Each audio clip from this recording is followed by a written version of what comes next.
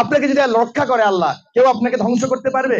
কারণ তার চেয়েও বড় কেউ না। দেশে যখন আইনের শাসন থাকে, দেশে যখন কথা বলার অধিকার থাকে, দেশে যখন বিচার বিভাগের স্বাধীনতা থাকে, তখন কিন্তু মানুষের মুক্তি। সেই মুক্তির লড়াই আমরা করেছি। সেই মুক্তির লড়াই আপনাদের মতো একজন নারী, আপনাদের মতো গৃহবধূ ছিলেন। সেই নারী দেশ নেত্রী বেগম খালেদা জিয়া 6 বছর জেলে ছিলেন।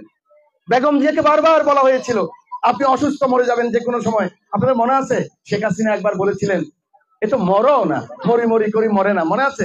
সংসদের মধ্যে বলেছিলেন। তো আল্লাহ যখন, ভগবান আল্লাহ ঈশ্বর যদি একজনকে না মারে, মানুষ কি মারতে পারে? না, আমরা পারে কিনা?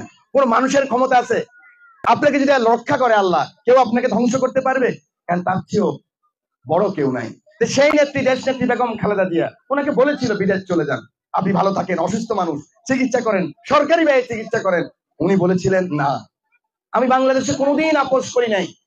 বাংলাদেশের মানুষ ওই 86 সালে এরশাদ সাহেবের যে পাতানো নির্বাচন, সেই নির্বাচনে 2 জোট ছিল। একটা ছিল বিএনপির জোট, একটা ছিল আওয়ামী লীগের জোট। এই বিএনপির জোটে এবং আওয়ামী লীগের জোট 9 বছর এরশাদের বিরুদ্ধে আন্দোলন করেছিল, সংগ্রাম করেছিল। লালদিঘির জনসভায় আওয়ামী জোট নেত্রী বলেছিলেন এই নির্বাচনে এরশাদের আন্ডারে যদি কেউ যায় সে হবে জাতীয় বেঈমান। আমার নেত্রী খালেদা জিয়া সেই নির্বাচনে যায় নাই। সেজন্য বাংলাদেশের মানুষ ওনাকে খেতাব দিয়েছিলেন আপসহীন নেত্রী, কারণ উনি বাংলাদেশের মানুষকে ছেড়ে যায় নাই, বেওফা করে নাই। সেই নির্বাচনে আজকে আবার যিনি নির্বাচন করতে চান রামগতিতে, এই যে একটু আগে বলেছিলেন মেজবাউদ্দিনের বউ বক্তৃতা করেছিলেন, আব্দুর রব মিয়ার ছেলের বউ, এই মেজবাউদ্দিনের পিঠেই কিন্তু একজন ক্যান্ডিডেট গুলি করেছিলেন। মেজবাউদ্দিন এখনো জীবিত আছে। তো সেই নির্বাচনে, এরশাদের পাতানো নির্বাচনে আমার নেত্রী হলেন আপসহীন নেত্রী, আর ওনারা হলেন জাতীয় বেঈমান।